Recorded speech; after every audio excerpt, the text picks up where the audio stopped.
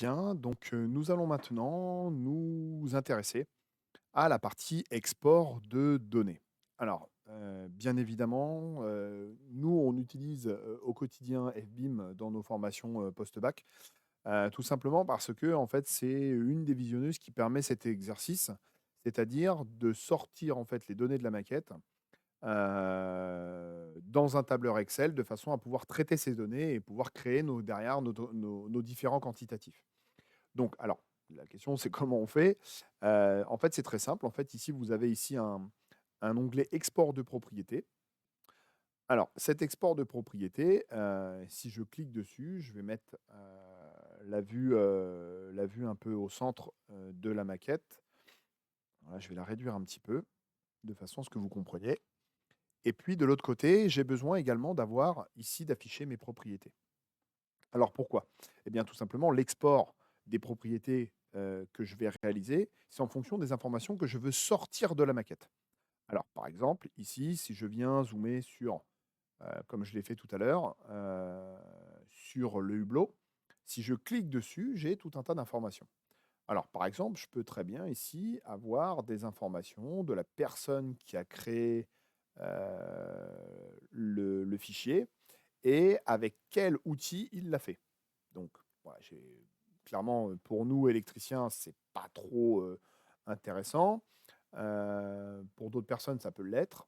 Là, j'ai des groupes, j'ai la classification, de mon type d'IFC. Alors les IFC, en fait, c'est quoi?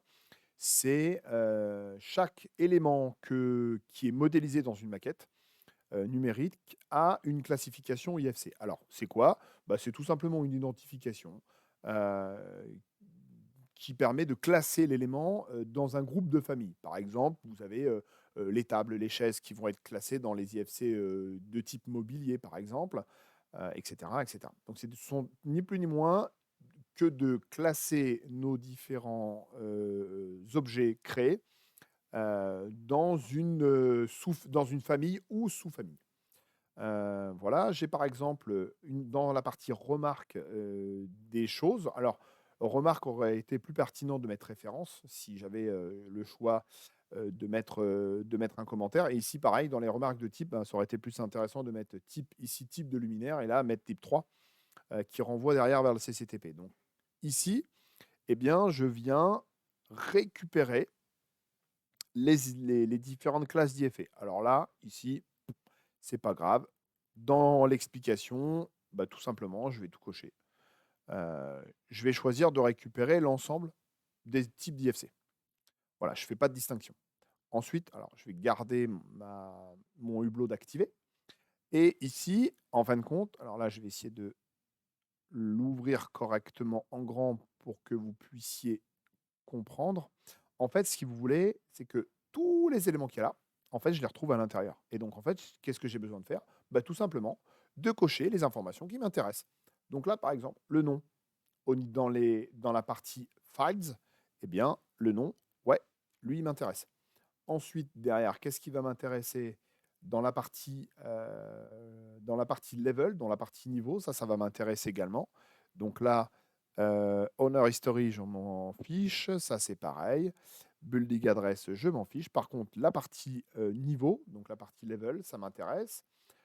Les tags, non, ça m'intéresse pas. Par contre, dans les propriétés, hop, dans les propriétés, ce que j'ai besoin d'avoir, c'est, au niveau MEP, les niveaux, les numéros omniclass. Alors les numéros omniclass, hein, ça fait référence tout simplement aux classifications. C'est la même chose que les IFC. Ensuite, les bâtiments de description, les articles, les remarques. Ouais, ça c'est intéressant. Donc là, ça nous a coché tout ça. Et puis au niveau géométrique, on a, la partie, géoréférencement. Bon, ça, j'en ai pas forcément besoin en tant qu'électricien. Voilà. Donc là, je vais me limiter à ça et puis, bah, tout simplement, je vais pouvoir, créer mon export. Donc, clac, clac, sauvegarder les filtres, ça, c'est bon.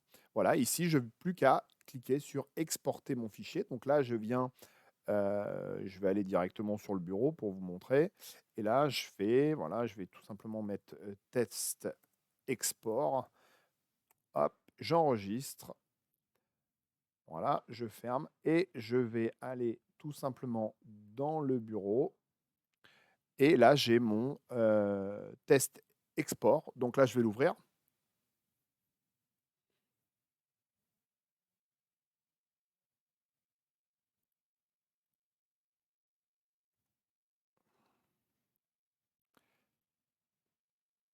Voilà. Et donc là, maintenant, j'ai tout un tas d'informations qui ont été créées avec tout un tas de choses. Voilà.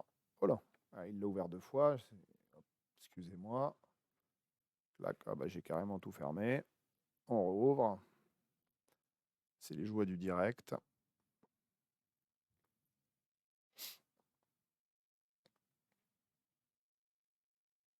Voilà, c'est bon.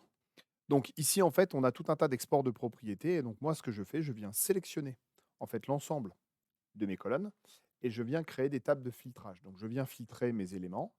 Donc là, bien évidemment, hein, j'ai la possibilité de tout écarter. Et là, bah, par exemple, hein, c'est très simplement, j'ai dans ma rubrique du haut, eh bien, je vais venir pouvoir filtrer mes éléments à l'intérieur de ma maquette. Voilà, donc par exemple, sur la partie, alors ça, c'est les noms. Faut que j'aille dans la partie remarque ou autre. Est-ce que je l'ai? Normalement, je l'avais exporté. Si je viens ici, par exemple, décocher tout, je viens dans mes luminaires. Alors, détecteur de présence, les étels, les éclairages, mes luminaires. Tac, vous avez les luminaires LED de sous-sol. OK, voilà. Bah, combien il m'en faut? Eh ben, il suffit tout simplement de pouvoir derrière compter vos éléments. Voilà.